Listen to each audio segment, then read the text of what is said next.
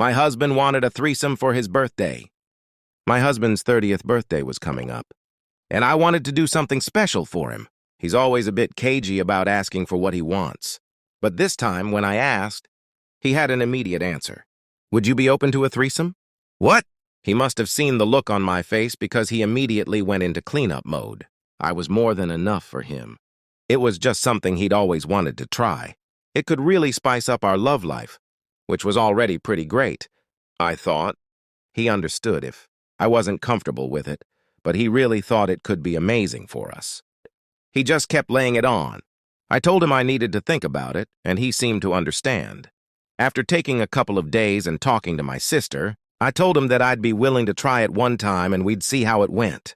He was thrilled. He immediately started going on about this one person, who he knew might be open to it. At that point, I thought to myself, if her name came immediately to mind, is there already something going on?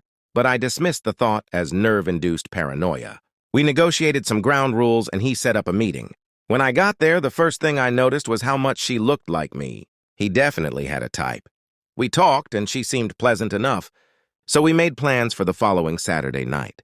When Jenny arrived, we sat around chatting nervously and drinking wine, mostly me, and then we got to it. I was nervous, but I think it went okay. My husband paid sufficient attention to me, stuck to our rules, and seemed to have a good time. In the morning, we said goodbye and sent her on her way. But then he began asking when we could do it again. I reminded him that I'd said once. But then he asked, "Didn't you have a good time?" And the pressure started. I also noted that my hair was a little shorter in one spot, and there was a locket I couldn't find. But it wasn't a big deal. I just wanted to get back to our normal life. The next week, we were out when we ran into Jenny at the store. We got to talking, and she asked if we'd be up for a repeat. My husband said absolutely. When we left, I asked him what the hell he was doing, but he just said he thought I'd be into it. After several conversations, I gave in, and we scheduled another get-together. This one also went well, and we bid her farewell. We then ran into Jenny again the following week, and I couldn't help but notice that she looked even more like me than she had before. Her hair had darkened to match my shade, and her lips seemed a little fuller, like mine. I mentioned it to my husband, but he said I should take it as a compliment. She probably just liked my look. The next week, I was out running some errands, and I saw her. I started to go up and say hello, but something told me to hang back. And lo and behold, who should come walking up to her but my husband, who leaned over and gave her a kiss. That asshole. I decided to eavesdrop, and I heard him saying that everything was going according to plan. He said that the wine has worked perfectly and that he'd have more samples later to follow the hair in the locket. At that point, I had no idea what the hell was going on, but I had a bad feeling.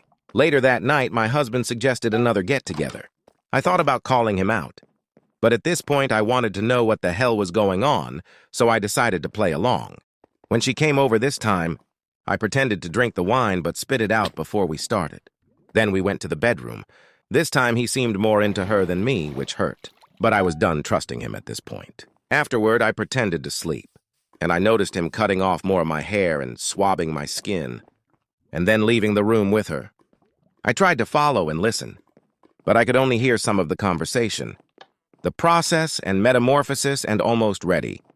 I went back to bed and lay down, utterly confused. The next day, while he was at work, I went into his office and, after an extensive search, found a hidden drawer with a book entitled How to Make the Perfect Wife. What the fuck? I read a bit. It was about using magic and science to create an exact replica of your current wife, but better. Was this real? How dare he? My mother always said to us girls, don't get mad, get even. She was a smart woman. It was time I listened. The next weekend we had Jenny over again, but this time, after we were finished, I woke up tied to a rack in the middle of the room. I'm sorry, dear, said my husband, but this just isn't working out. It's not me, it's you.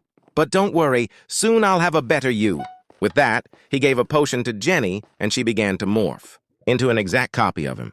The look of shock on his face was one of my favorite sights ever. Surprised, dear? Yes, I discovered your ruse. Would it surprise you to learn that the last batch was filled with your DNA? Not mine? Then I looked over at the thing formerly known as Jenny. Kill him, and it did. Violently. I woke up the next morning. cuddled with James. He made me breakfast and asked about my day, all while telling me he loved me. He was the perfect husband.